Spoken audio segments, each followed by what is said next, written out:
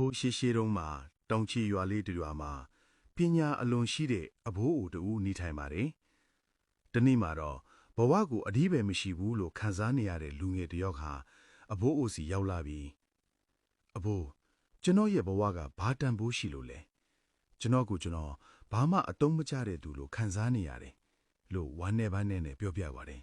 ။အဘိုးအိုကပြုံးပြီးသူ့အနားမှာရှိတဲ့ထူးဆန်းတဲ့ရောင်စုံကြောက်တုံးတုံးကိုပေးလိုက်ကမင်းရဲ့တန်ဖိုးကိုမင်းသိချင်ရင်ဒီကြောက်တုံးကိုယူပြီးဈေးထဲကိုသွားပါဘသူကပဲမင်း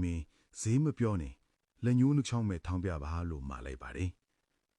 လူငယ်ဟာအဘိုးအိုခိုင်းတဲ့အတိုင်းကြောက်တုံးကိုယူပြီးမြို့ထဲကဈေးတစ်ခုမှာတွားထိုင်နေပါတယ်ခဏကြာတော့ဟင်းဒီဟင်းရွက်ရောင်းတဲ့အတော်ကျူးတယောက်ကရောက်လာပြီးမောင်ရင်ဒီကြောက်တုံးလေးကလှထားပဲငါအိမ်ကအချင်းအိုးကိုဖိထားဖို့ကောင်းမယ်ဘလောက်လဲလို့မေးပါတယ်လူငယ်ဟာအဘိုးအိုမှာထားတဲ့အတိုင်းဘာမှမပြောပဲလက်ညှိုးနှချောင်းထောင်ပြလိုက်ပါတယ်အတော်ကြီးကအော်နှစ်ကြက်လားရတယ်ငါဝယ်မယ်လို့ပြောလိုက်ပါတယ်လူငယ်ဟာအံ့ဩသွားပြီးအဘိုးအိုစီပြင်ပြေးသွားပါတယ်အဘိုးအိုကလူငယ်ပြောတာကိုနားထောင်ပြီးကောင်းပြီအခုဒီကြောက်တုံးကိုပဲယူပြီးမြို့မှာပြတိုက်ကိုသွားလိုက်အောင်အဲ့ဒီမှာလဲဘသူကပဲဈေးမင်းဘာမှမပြောပဲလက်ညှိုးနှချောင်းပဲထောင်ပြပါလို့ထပ်မှာပါတယ်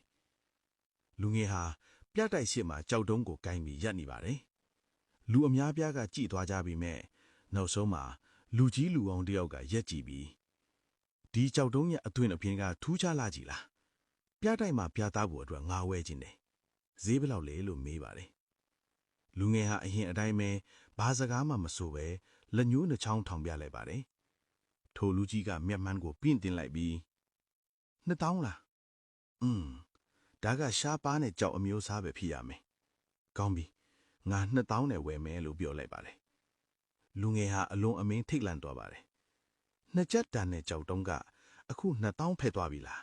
ဆိုတဲ့အတွေးနဲ့အဘိုးအိုစီကိုအမြန်ဆုံးခောက်တုံခောက်ပြင်ဖြီးသွားပါတော့တယ်အဘိုးအိုကပြုံးရက်နဲ့နောက်ဆုံးအနေနဲ့မင်းဒီကြောက်တုံးကိုရတနာဆိုင်ကိုယူသွားပါအရင်အတိုင်းပဲလို့ပါလို့ပြောပါတယ်လူငယ်ဟာမြို့မှာအကြီးဆုံးရတနာဆိုင်ရှိမှရပ်မြေတုံးဆိုင်ရှင်အဖိုးကြီးကပြေးထွက်လာပြီးကြောက်တုံးကိုကြည့်ကဖေးရဲ့